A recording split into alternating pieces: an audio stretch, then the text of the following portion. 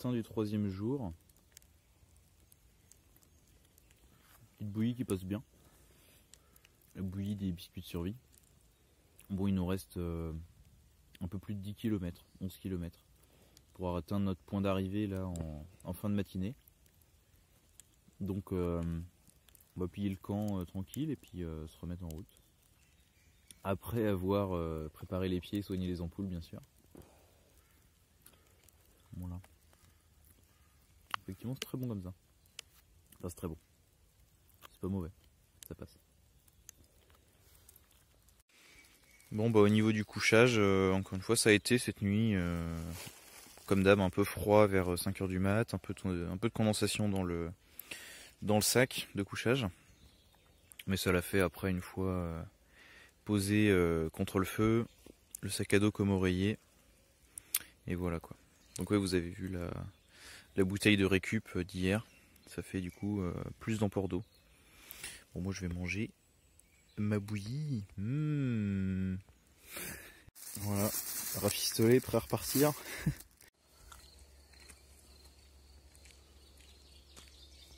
Bon, donc on a repris la marche ce matin pour le dernier jour. Donc vous connaissez, hein, souvent c'est assez dur en fin de journée. C'est dur de partir le matin, mais voilà, comme ça souvent dans la matinée, une fois les muscles chauds, les pieds préparés du matin, les ampoules percées, tout ça, on progresse assez bien. Donc ça a fait environ du 30 km par jour de moyenne là sur les 2 derniers jours. Puis on va arriver à 70 km d'ici 2-3 heures quoi, le temps d'arriver. C'est notre objectif, c'est notre point d'extraction. Voilà. Ça c'est des bons chiens de garde aussi dans une bad, il paraît.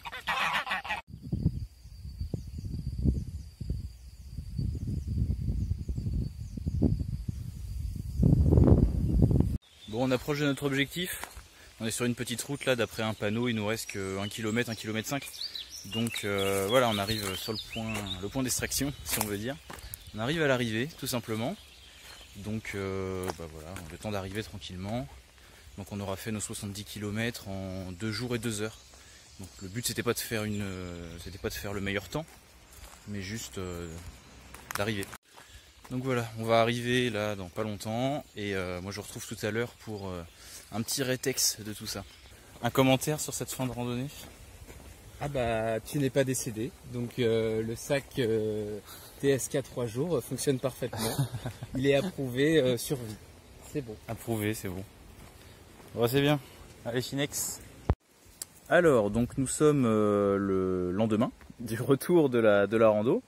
Donc petit retour d'expérience avec ce petit sac TSK sur cette randonnée de 2 jours et demi en gros, donc c'est 70 km. Donc comme vous avez pu le voir effectivement certaines difficultés dues au choix de godasses que j'ai pris pour tester tout simplement, voilà. Donc effectivement erreur à ce niveau là, je fais des conneries pour que vous les fassiez pas, mais bon vous allez me prendre pour un gros maso, mais j'ai envie de dire, j'ai failli dire ça fait du bien de se faire mal, mais on va dire que voilà, tester un petit peu ses limites, se mettre un petit peu en difficulté, bah ça permet aussi de voilà, travailler aussi sa rusticité, son mental, continuer d'avancer. Surtout que 70 km c'est des randonnées normalement qui se font assez bien en 2-3 jours, même si donc sur les 2 premiers jours on aurait fait apparemment une moyenne de 30 km par jour, c'est pas trop mal. Les conditions météo heureusement étaient bonnes, ce qui a facilité aussi la rando, même si forcément bah, la consommation en eau, les besoins en eau étaient accrus par la chaleur. Ils étaient entre 25 et 30 là, les derniers jours. On a déjà un mois de mai bien chaud. Donc au niveau du sac, effectivement comme je vous l'avais présenté, ce petit sac TSK, ce petit bob, donc on est là dans l'idée sur un sac d'évacuation qui est assez orienté on va dire survie, c'est-à-dire que je vous l'avais un petit peu présenté comme ça, c'est-à-dire qu'on est sur un sac d'évacuation qui va venir un peu en backup, vraiment en dernier recours. Là je l'ai testé dans les pires conditions possibles, parce que bien sûr, bien souvent, enfin normalement en situation d'évacuation, vous n'allez pas avoir besoin de faire 70 km à pied, de dormir dans la nature, de se débrouiller avec juste le sac. Si vous avez à évacuer pour une raison ou pour une autre, votre domicile ou la zone où vous êtes, bah bien sûr vous allez avoir peut-être plus d'affaires, vous allez avoir un véhicule, vous allez avoir déjà pas mal de ressources et de matériel de prévu dans le véhicule qui aura été évidemment organisé pour l'évacuation. Et le sac en lui-même aurait été complété avec un petit peu plus de ressources personnelles, peut-être un petit peu plus de nourriture, vous serez parti avec la gourde pleine, vous aurez eu peut-être des choses un petit peu mieux complétées, un petit peu mieux organisées pour pouvoir, pour que le trajet se fasse un petit peu plus, de manière un petit peu plus sûre et en tout cas un petit peu plus confortable. Au niveau du retour, au niveau du sac en lui-même déjà, j'ai pas eu de soucis vraiment au niveau du port et tout ça. Donc ça c'est le type de sac, on va dire souvent qu'on appelle des, en gros c'est de la musette de combat quoi, le type de Assopac. Donc là c'est du combat, mais c'est comme Miltech par exemple. Donc c'est des petits sacs de combat chinois, hein, on va pas se mentir. En vrai ça fait bien le travail, voilà, pour des petites choses. Si par exemple vous faites de l'airsoft, beaucoup d'entre vous connaissent bien ces petits sacs là, ou même certains qui, voilà, si vous voulez des petits sacs à pas cher, ça se trouve très facilement ces sacs là dans plein de litrages et de coloris ou camouflages différents, avec toujours la même conception comme ça, très cubique, avec les sangles de compression, les différentes poches, les passes en molle, et ça coûte très peu cher, ça se trouve à, je pense, moins de 30 € un sac comme ça, dans les 30 € à peu près. Donc le petit sac de 30 litres a fait le travail, j'avais de la place pour ce que j'avais dedans. Ça, il m'a pas, vu le petit litrage et le faible poids, il n'a pas été inconfortable. Les sangles ont fait le travail, rien à lâcher, pas de souci. La sangle ventrale, bien sûr, est assez fine là-dessus, parce que ça c'est le genre de sac que vous pouvez, à la base dans l'idée, hein, c'est le genre de truc qu'on va pas forcément porter toute la journée, c'est pas un sac de randonnée. C'est même un sac qu'on peut avoir besoin de mettre par-dessus un gilet pare-balles ou autre, dans l'esprit. Donc au niveau de la sangle ventrale, effectivement c'est assez fin. Mais ça m'a quand même permis de ramener un petit peu de poids sur les hanches, pour avoir moins de poids sur les épaules. Mais le sac en lui-même, pas de souci, il était bien confortable. Enfin, bien confortable, ça fait le travail. C'est ration d'eau Seven Ocean. Il m'en reste une donc, puisqu'on a fait 2 jours et 2 heures, donc celle du 3e jour est encore neuve. Donc ces rations là qui donnent un demi-litre, effectivement c'est en backup. En fait je pense que dans l'idée, au niveau du matériel qui est mis dans ce sac, on est sur du matériel orienté vraiment, voilà, pareil pour la nourriture. C'est prévu, c'est du matériel souvent qui est mis, qu'on voit par exemple dans des cas de naufrage, dans les canaux de sauvetage, etc., dans des situations de survie, où en gros l'idée c'est on reste là où on est et les secours vont arriver et on a de l'eau, de la nourriture pour tenir voilà, quelques jours. Mais c'est sûr que 1,5 litre, là vu les besoins en flotte que j'avais sur la marche, c'était pas suffisant, et heureusement j'avais le bidon et de quoi traiter l'eau et différentes sources dans des villages ou de sources naturelles pour pouvoir me réapprovisionner en eau. 3 fois 1,5 litre, c'est clair que c'est pas suffisant pour 3 jours de marche, à moins de bien se déshydrater. Et encore, je crois que j'ai pissé qu'une fois ou 2 par jour et c'était concentré. Pour pas vous épargner les détails, il faut vous dire qu'effectivement niveau hydratation c'était un petit peu limite. Mes muscles, on s'en souvient. Mais en soi ça fait le travail. C'est sûr que si vous êtes naufragé, vous avez ça, vous êtes content, quoi. Ou si vous êtes dans une situation de survie, en soi, si vous faites votre propre sac d'évacuation, quitte à avoir 3 fois 1,5 litre, autant avoir une bouteille d'eau neuve dans votre sac d'évacuation, ça va vous coûter 20 centimes et vous aurez de l'eau à disposition facilement pour le même poids et pour moins cher. Mais l'avantage de ces rations là, en attendant sur le long terme, pour des contextes vraiment de survie, canaux de sauvetage, kit de survie, etc., c'est pas mal parce que celle-ci elle se conserve 6 ans de DLUO, donc ça va se conserver peut-être 10 ans, 20 ans si besoin, l'eau sera toujours bonne dedans, malgré son goût d'emballage. Donc système intéressant. Les tablettes de purification Oasis, rien à dire, pas de souci non plus. Au niveau de la bouffe, donc vous avez vu, j'ai rien bouffé d'autre que ce qui était fourni dans le sac. Donc les biscuits Seven Ocean, il m'en reste 2. Vu qu'on est arrivé dans les temps, il m'en restait ceux du midi et du soir. Donc les biscuits, j'ai pas trop envie d'en remanger. Effectivement, on s'en lasse vite. D'où l'importance d'avoir dans vos sacs de survie, dans vos kits de survie, peut-être une alimentation un petit peu plus, généreuse, ce qui sera bon pour le moral, ce qui aidera à tenir, à avancer, des choses peut-être plus nourrissantes. Là, pourtant je suis pas d'un naturel très dynamique, mais là je me suis vraiment senti fatigué. Pourtant j'avais pas tellement faim comme je marchais. Il y a juste c'était quand le deuxième jour, fin de journée, je commençais à avoir vraiment faim. Je sais plus quand exactement, mais en soi les rations quand même m'ont nourri. Ça calait bien le bide. Ça m'a apporté pas mal de glucides. Mais bon voilà, c'est pas très heureux. Mais bon, ça permet de scaler le bide et ça fait le travail quoi. Le poncho, donc je m'en suis pas servi. En soi, j'aurais pu monter un tarp avec, mais heureusement donc le temps était bon. Au niveau du couchage, vous avez vu, j'ai pas mal utilisé donc le sac de couchage de survie, les couvertures de survie pour des petites nuits comme ça légères. Bon, le temps était doux. Je me suis quand même mis un petit feu à chaque fois. 4-5 heures du matin, c'est là où il fait un petit peu froid. C'est sûr que c'est léger, ça prend pas de place et c'est vraiment du backup. Si on a que ça, c'était pas prévu, on se retrouve coincé quelque part, faut qu'on bivouaque n'importe où. Bon bah c'est mieux que de dormir dans un fossé tout habillé sans rien, d'avoir couverture de survie et un sac comme ça, la housse mortuaire comme j'aime bien dire.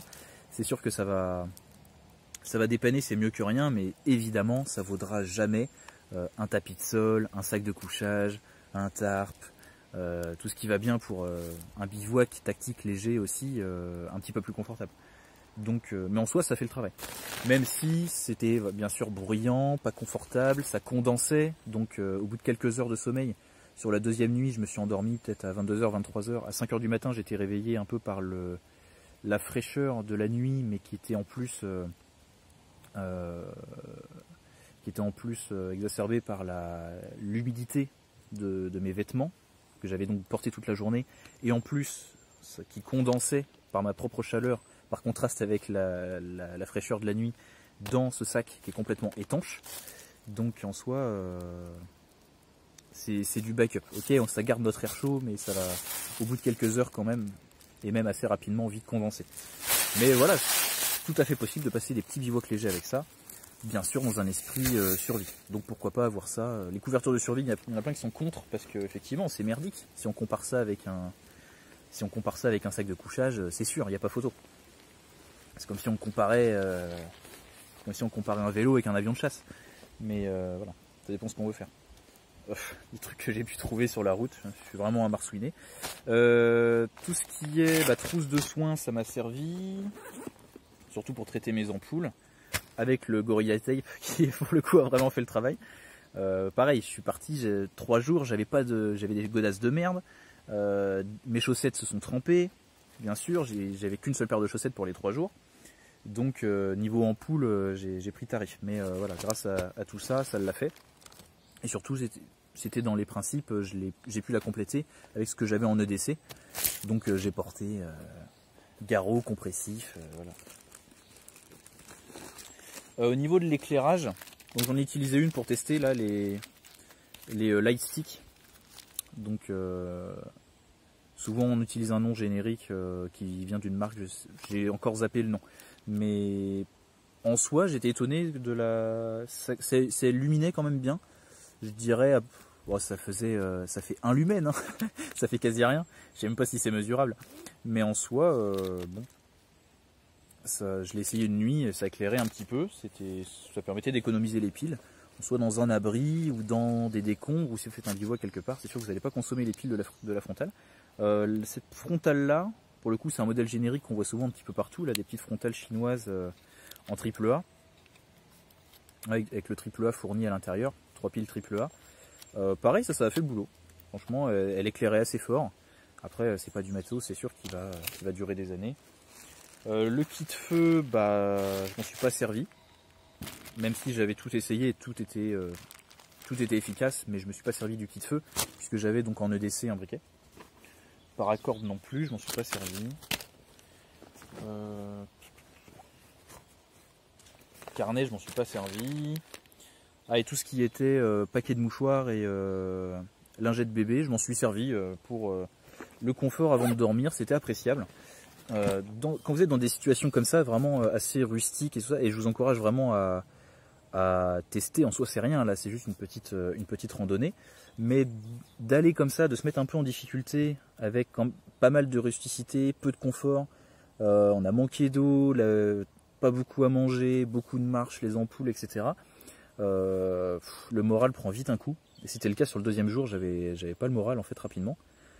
Mais il y a plein de petites choses qui font que ça va vous apporter un petit peu de confort, et donc un petit peu de réconfort. Et ça aide à tenir. Donc déjà j'étais pas seul et ça c'était quand même bien cool. Ça permettait de discuter, de rigoler, de s'entraider. Donc ça c'était bien sympa. Bien sûr de pas être seul si vous n'êtes pas d'un naturel à encaisser plusieurs jours de solitude. En tout cas ça peut miner le moral quand on est en difficulté.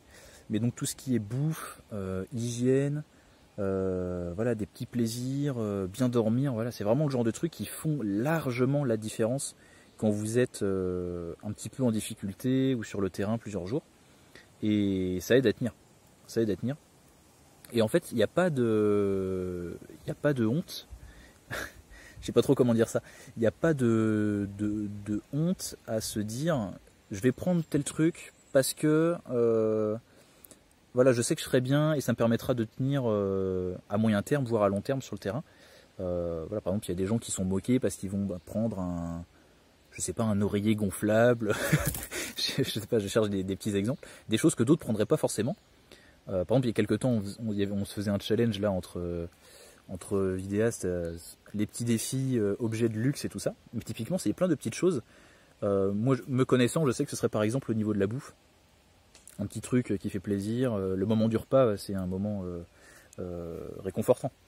Il y a plein de petites choses comme ça qui finalement, en temps normal, ne valent pas grand-chose, mais quand on est un petit peu en difficulté, font du bien. Et aident à prolonger l'expérience. Donc voilà, pour ce petit retour. Donc par rapport au sac de survie de chez TSK, en soi, il a tenu ses promesses. Je savais avant de partir que ce serait un sac léger. C'est le concept, vraiment d'avoir un truc de backup.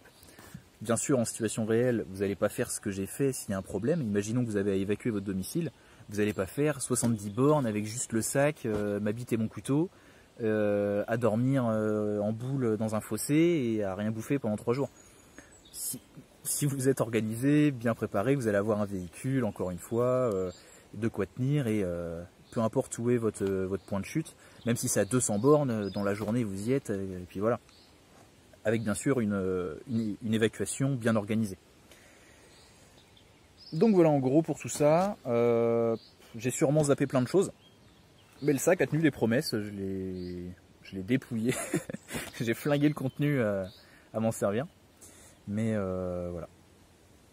Donc quoi de spécial? Il y a des choses que j'avais pas mises dans le sac, mais par exemple, ouais, donc que j'avais viré parce que dans les circonstances j'en ai pas besoin. Le kit pandémie, la radio, qu'est-ce que j'ai enlevé? Les gants de bricolage. Mais dans certaines situations ça peut servir aussi. Et donc la radio, je vais aller vous la chercher. Alors me revoilà assez vite avec donc la petite radio d'urgence de chez Duronic. Ça c'est vraiment du matos d'urgence, de survie, très intéressant. Il y a différents modèles encore une fois chez Duronic, j'en ai parlé l'autre fois. Donc je m'en suis pas servi, je l'ai pas défoncé comme le reste du sac sur cette expérience. Donc cette petite radio donc, qui nous vient de notre partenaire TSK France qui m'avait envoyé ce sac de survie.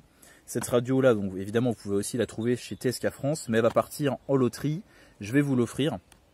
Donc elle va partir en loterie sur Patreon, pour les membres Patreon. C'est un truc que je vais mettre de plus en plus en place. Régulièrement il y aura des loteries, des choses qu'on verra en vidéo. Ça partira en cadeau directement sur Patreon avec un tirage au sort. Vu qu'il y a moins de monde là-bas, ça vous fait beaucoup plus de chances de gagner les cadeaux. Donc là ça sera le cadeau de ce sac. La radio d'urgence Duronic, radio hybride, solaire, dynamo et rechargeable sur USB. Et puis il y aura d'autres cadeaux les prochaines fois. Puisque j'ai pas mal de vidéos matos qui arrivent avec des fournisseurs qui m'envoient des cadeaux pour vous. Donc voilà les gars, Donc à ceux qui sont sur Patreon, je ferai un post très bientôt pour le tirage au sort de cette radio. Vous verrez ça là-bas avec les explications. Et puis pour les autres, je vous dis à très bientôt et merci à tous pour votre soutien. Prenez soin de vous et à très bientôt. Salut.